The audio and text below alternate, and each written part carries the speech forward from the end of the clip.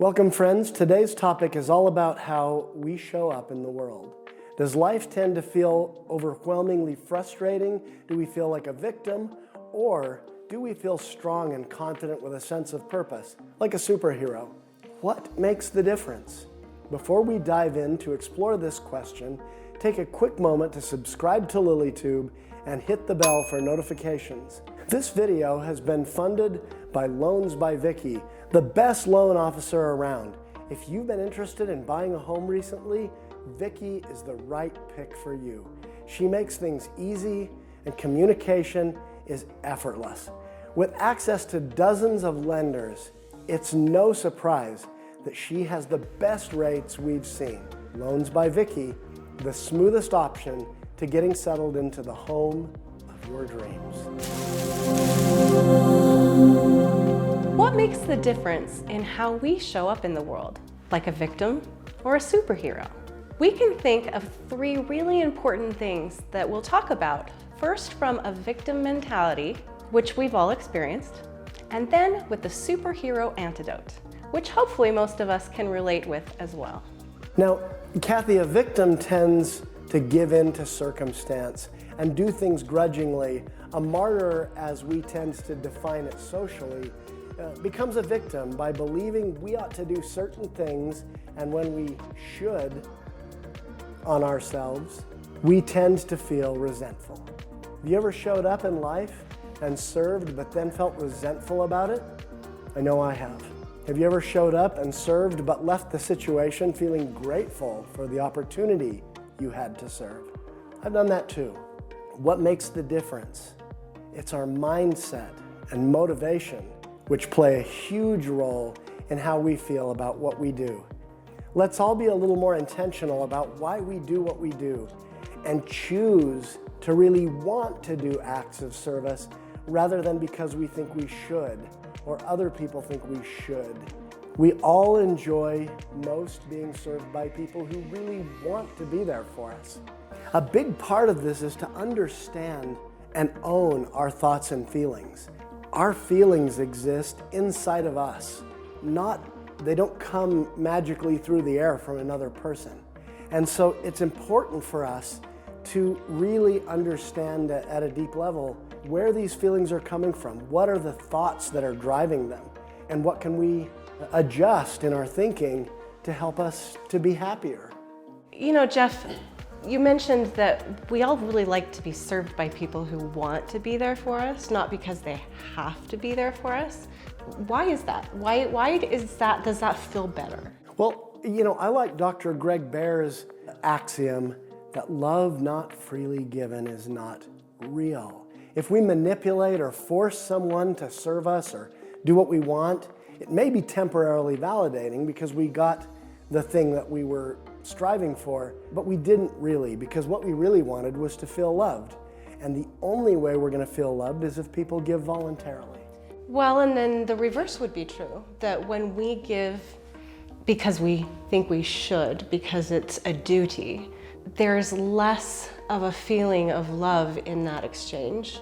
Absolutely. From us, and the person that is receiving will, we tend to track each other as humans. We tend to know the motivation and the mindset of the people who we interact with. And so this isn't just important so that we can be happier in serving others and showing up as a superhero rather than a victim in these circumstances. It's also because we want to improve the quality of our relationships and interactions. Right. We can then more easily receive the love of others with the understanding that it was freely given. Another way in which a victim shows up is when they tend to cower and shrink in fear of trials that come along, a victim of circumstance, if you will. This leaves us feeling powerless and out of control. The gospel principle to act and not be acted upon can help us rise to any occasion and lift up our head as we receive superhero strength from heaven to do whatever is necessary in any given situation.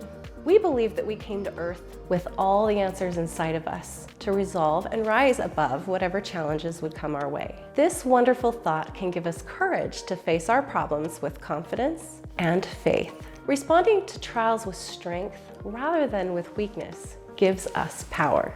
Cathy, it strikes me that when we are acted upon by our emotions, by our triggers, by our traumas, by other people's little insults or irritating behaviors, we are choosing to be acted upon rather than choosing to act and be intentional. Now, what would you think or feel if you were married to someone who felt like they couldn't help who they loved? And if they fell out of love with you, well, that's too bad, but there's nothing they can do about it. That's being acted upon, right?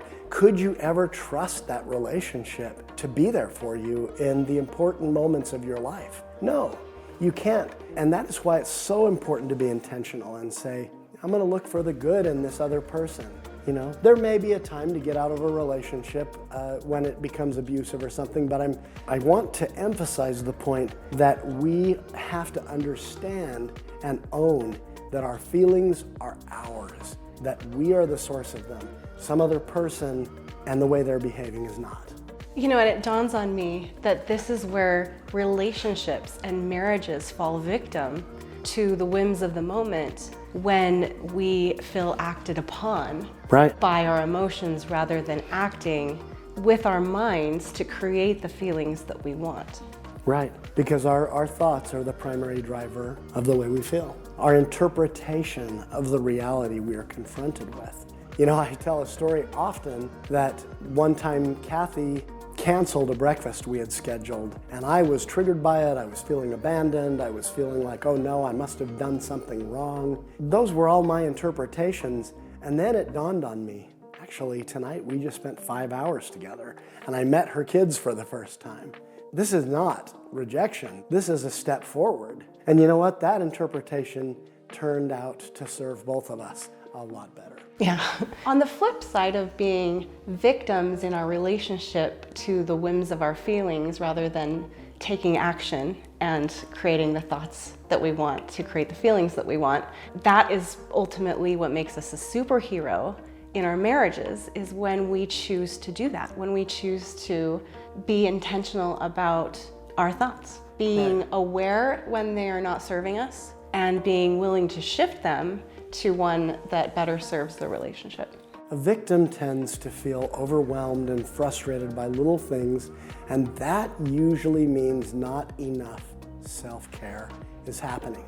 When we wisely balance the stewardship of taking care of ourselves with caring for those who are in our stewardship and sphere of influence, then we have the power to show up as a superhero and really enjoy the service we give. I mean, Cathy, it's about focusing on the things that we have influence or control over, not the things we wish other people would do. And then balancing caring for ourselves and caring for others. Right. This is not to be confused with playing the superhero all the time, as if we're a martyr. True superheroes show up with renewed strength and energy, yet the movies don't show how they get renewed strength and energy. Why do we never see Superman exerting himself at the gym lifting weights? I mean, he just shows up with superhuman strength, or sleeping his 8 hours per night, or taking time to cook and eat nutritious food. We are conditioned by superhero movies to believe they don't need that, and we sometimes act as if we shouldn't either. But as humans here on Earth, we require rest, exercise, good nutrition, spiritual practices that are enriching, good mental health with therapy or coaching or journaling, etc. A superhero is wise and takes time for self-care to replenish his power. A superhero does what is necessary to stay strong and show up with a good attitude. And as humans without superhero powers, that's what we need too. In conclusion, and to give a quick recap, let's intentionally change shoulds and shift to sincere desire and cheerfully doing all things that lie in our power. Let's also choose to act instead of being acted upon when we face challenges. Last but not least, let's gain power from sufficient self-care and nourishment that supports our physical, emotional, mental, and spiritual strength. These things will keep us in superhero shape and help us enjoy our lives more. Thanks for watching this video, friends, on showing up in life as a superhero rather than a victim of circumstance, resentful, exhausted by all the adulting, or showing up as a superhero, well-rested, well-nourished, and ready to serve with all our strength. Tell us in the comments what causes you to feel poor and picked on. What causes you to feel like a victim? What supports you in being strong and joyful and a superhero? We'd love to hear it all. Remember, anytime is a great time for more love in your life and superhero status too.